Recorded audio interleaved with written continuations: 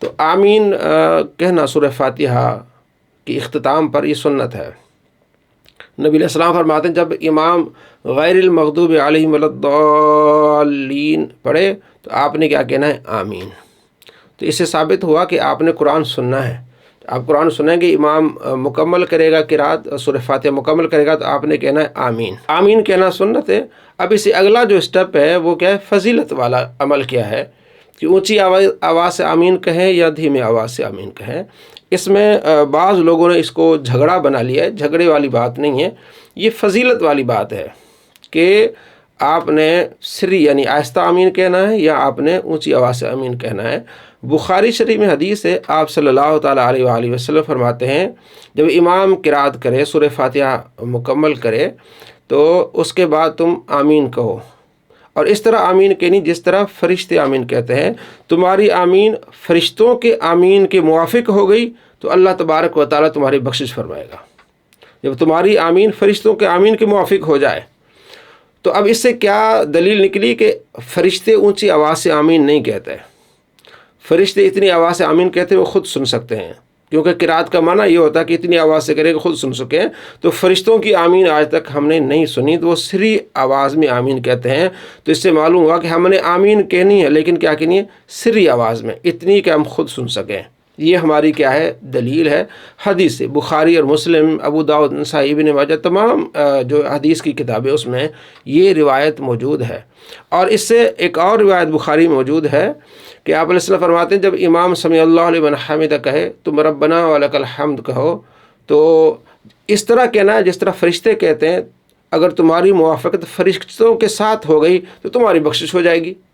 تو ربنا ولک الحمد کوئی بھی اونچی آواز سے نہیں کہتا۔ سمع اللہ لمن حمدہ امام کہتا ہے ربنا لک الحمد، ربنا ولک الحمد، اللہم ربنا لک الحمد، تینوں طریقے سے جائز ہے اور تینوں طریقوں سے حدیث میں یہ الفاظ آئے ہیں۔ تو ربنا لک الحمد بھی آپ کہہ سکتے ہیں، ربنا ولک الحمد، اللہم ربنا لک الحمد۔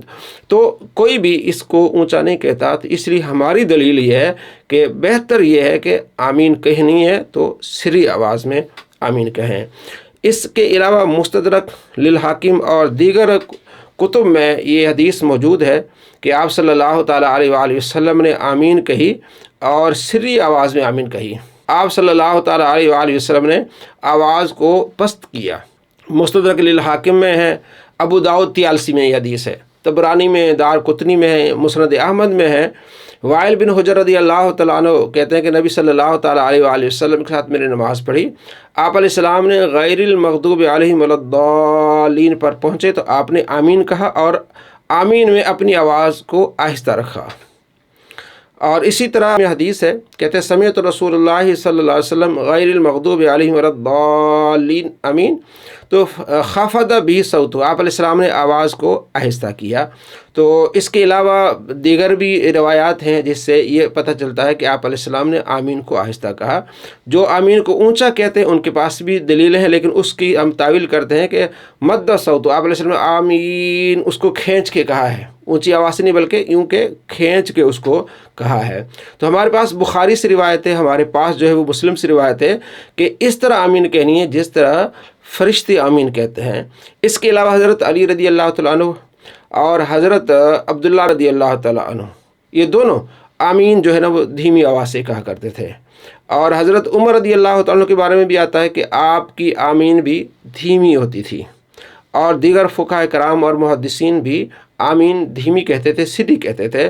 تو ہم ان دلائل کو دیکھتے ہوئے آمین کو سری کہتے ہیں۔